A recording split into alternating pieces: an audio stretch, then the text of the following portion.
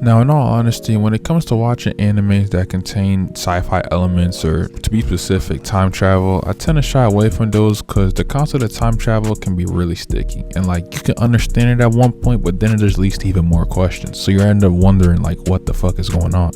But recently, I ended up watching this one anime called Kokoku. And yeah, I know the name sounds weird, and I was pretty surprised by the name too, but it's actually a really good time traveling anime that, coincidentally, as the video title suggests, happens all in 1 second. So the story follows our main character, Juri Yuko, who lives a pretty ass life, if I'm being honest. I mean, her dad's a bum, her brother hasn't seen a lot of day in years, and the only redeeming quality of the family is the fact that her sister ended up having a son who's now 5 years old when she was a teenager. He's probably the only redeeming quality of the family, as he's the only one they try to make sure has actual good values. So one day they end up instructing Juri's brother to actually do something with his life and go pick up their nephew from school. And after picking him up, they ended up getting kidnapped and held for ransom. Everyone's panicking and trying to figure out how they're going to come up with the money. Juri's grandfather is chilling and ends up revealing the secret that their family possesses a strange stone that allows them to stop time. So using this power, Juri and their grandfather enter a frozen world where they call stasis, where everyone except for them is immobile and only a few others can move within it, and that's only if they allow you to. As the story goes on, you begin to realize that stasis isn't just a stop time place, it's actually its own dimension where it has its own rules, entities, and a lot of dangers, and these strange creatures known as handlers that maintain a balance in this world and punish those who try to misuse the power. And it turns out that this whole ransom thing that's happening has actually been orchestrated by this cult-like organization who's trying to gain the power stasis and the stone, as they also have their own fake replica stone that they use at the exact same time that Juri and her grandfather did. So basically it's this huge battle that spans for 12 episodes between Juri's family and the other organization about who's gonna be able to get back home first. Now, I'm not gonna lie, at first I was a bit confused, but I'll have to admit this anime does a perfect job breaking down exactly what's going on at all times, so you're never really too confused or out the loop.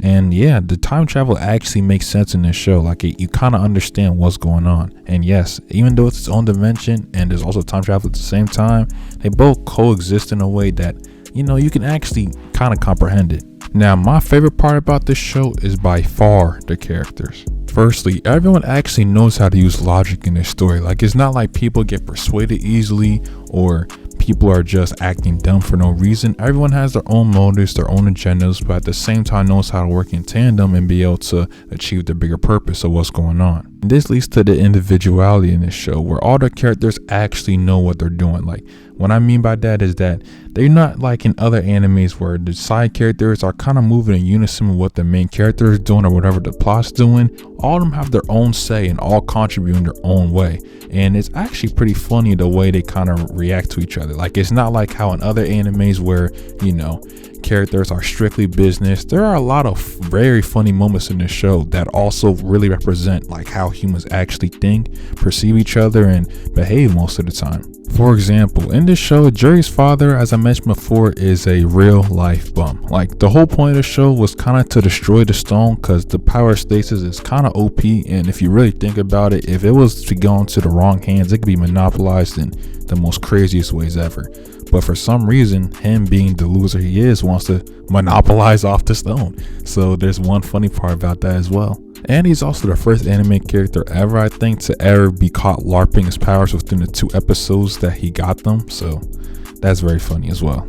But on to the villainy. As I mentioned before, this cult-like organization, basically the leader of it, Sagawa, wants to be able to somewhat become an immortal being that gets to be able to see the end of the universe and understand what exactly is going on.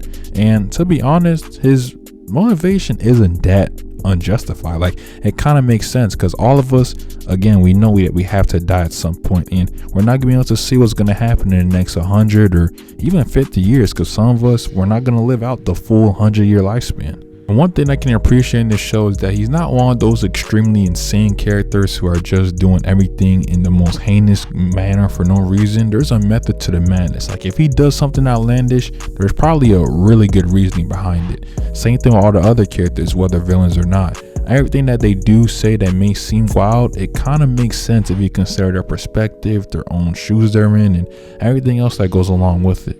Another notable part about this show is what I like to call the in-between moments. Now, for anyone who are familiar with 12 to 13 episode animes, you know that there's a lot of action going on in all those episodes because it's pretty short for an anime, and we all know they're not going to get a season 2 either. But in this anime, there are a lot of between moments where the characters are just talking, being strategic, actually getting to know each other, because some of them are actually meeting for the first time in stasis. There's a lot of good stuff going on. Prime example of this is the fact that due to the Yukawa family being so intertwined with this dimension, that they all end up unlocking some sort of ability, or sorry, not all, just like most, except for the dad, of course, because he's a bum. And usually in most 12 episode anime, some people unlock abilities or powers. It's not something that you're supposed to really glance over too much due to the fact that there's only 11 more episodes to go, so you got to be able to really go through all the stuff going on.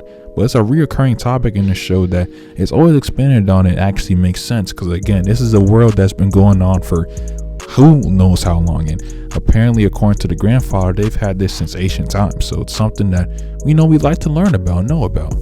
Now, I'm not gonna lie, if I was to speak any more about this show, it'll probably be revealing a bit way too much, so I guess I'm just gonna cut it off here. But hey y'all, appreciate you guys for watching this video, and I'm telling you guys right now, you guys have to check this out. Like, it's generally one of the best time traveling animes I've watched, and it's super niche underrated. Wait, did I really just say niche, bro?